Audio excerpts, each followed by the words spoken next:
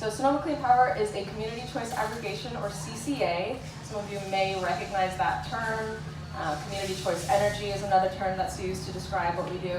And so what a CCA does is it allows communities to both purchase electricity as well as build new energy generating facilities on behalf of their residents, businesses, and municipalities, and then sell that electricity back to their community. So back in 2002, California lawmakers passed AB 117, or Community Choice Aggregation Law, and that was what allowed CCAs to form.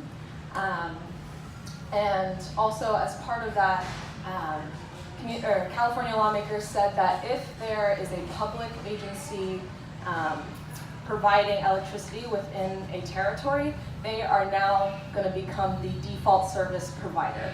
So when we launched in 2014, all accounts in Sonoma County were moved over to Sonoma Clean Power. And the idea behind that was that in order to make sure that there was competition, and that if our model was to try and get customers and compete against PG&E, it'd be very, very difficult. So now customers have a choice. If they want to go back to the private investor-owned utility to get their electricity, they do have that choice. But the default is now the public entity. And so in addition to Sonoma Clean Power, there are also, I believe, around 16, maybe 18 now, operational CCAs within California. There's also a lot of communities that are exploring the possibility of creating a CCA within their territory. And then in addition to California, there are also similar community choice energy programs in states like New York, Colorado, and Ohio, among others. So how does community choice work?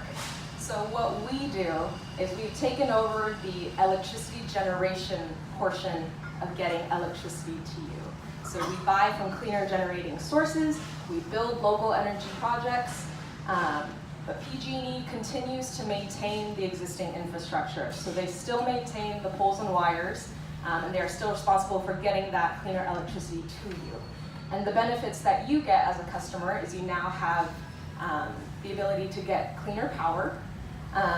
You have local control over where that energy is coming from, and now there's competitive rates. So prior to SCP, there was only PG&E.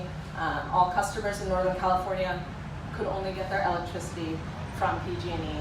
Now that there's Sonoma Clean Power, there's a little bit more pressure to be looking at increasing your percentage of renewable energy. There's also more of an emphasis on making sure that rates are affordable for customers as well. So you get a lot of benefits from that.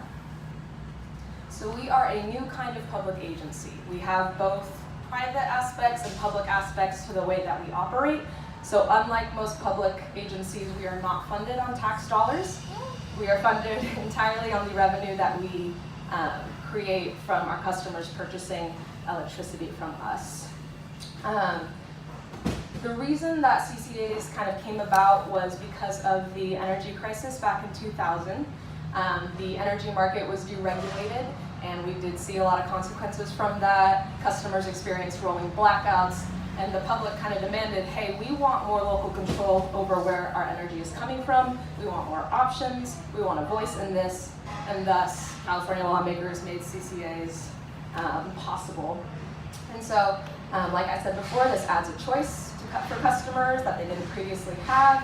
There's now competition, and now local control over our power market. So I mentioned this. Our service territory is made up of all of Sonoma County and all of Mendocino County. We first began service in 2014 for Sonoma County, and just recently, back in June of 2017, added Mendocino County. And the two exceptions to that are Ukiah and Healdsburg, because those cities have their own municipally run electricity system. So you may have noticed, or you will see on your bill when you go home and check it, back in 2014, all accounts were transferred over to Sonoma Clean Power. Some of the changes that you saw, so yes, you were automatically enrolled in our Clean Start service, which is our default service. I'll go into that a little bit later. And unless you chose to opt out or chose to opt up to our Premium Evergreen service, you are probably a Sonoma Clean Power customer. This did not terminate your account with PG&E. PG&E is still responsible for the delivery and transmission portion of the process of getting electricity to your home or business. We simply now do the electric generation portion of that. So now on your bill, you can see there's a line that says Sonoma Clean Power Electric Generation Charges, and that's where you'll see our charges for that. On your bill, PG&E also includes a generation credit where you can see how much it would have costed you if PG&E were doing your electric generation. For discounts on CARE, FARA, or medical baseline, you don't need to reapply when you become a Sonoma Clean Power customer. Those discounts are taken off the delivery and transmission side. So you may be thinking, oh my gosh, when there's a storm and my power goes out, or if there's a power outage, is PG&E potentially going to be biased and not serve me as fast? The answer is no. Your reliability does not change. They are still the ones to call if there's an outage, if a tree fell on a line, anything like that. They are still responsible for that. And PG&E workers, when they do come to your home, there's no way for them to tell that you're getting your electricity from CP anyway, so you don't have to worry about those kinds of changes. So now diving deeper into our services, Clean Start is our default electricity service. It is made up of 45% renewable power. It's also 87% carbon-free. Our default service has half of the emissions compared to PG&E's default service, so that's really great.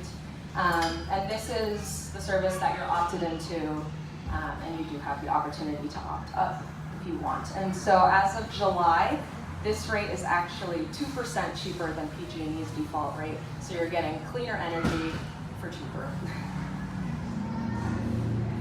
And here is a comparison of our power sources in comparison to PG&E's.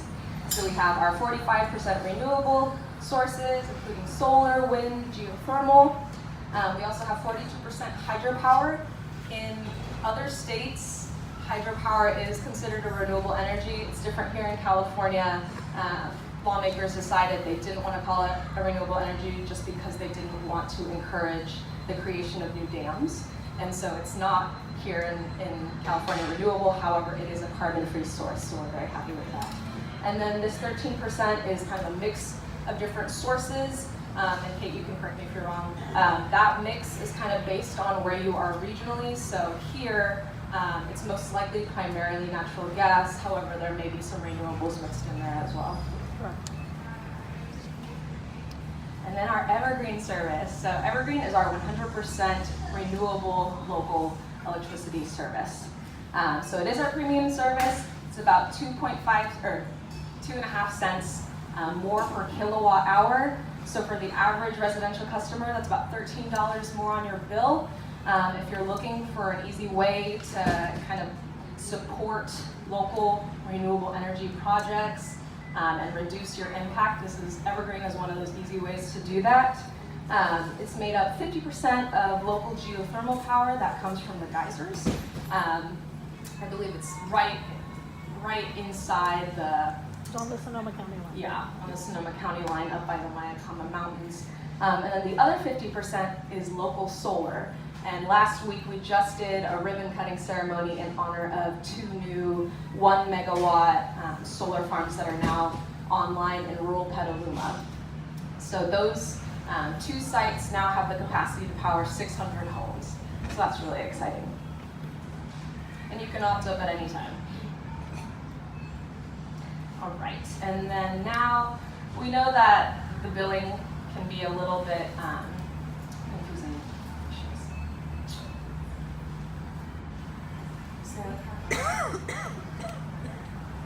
Oh, can I put this on the put this link onto the internet so I can pull it up?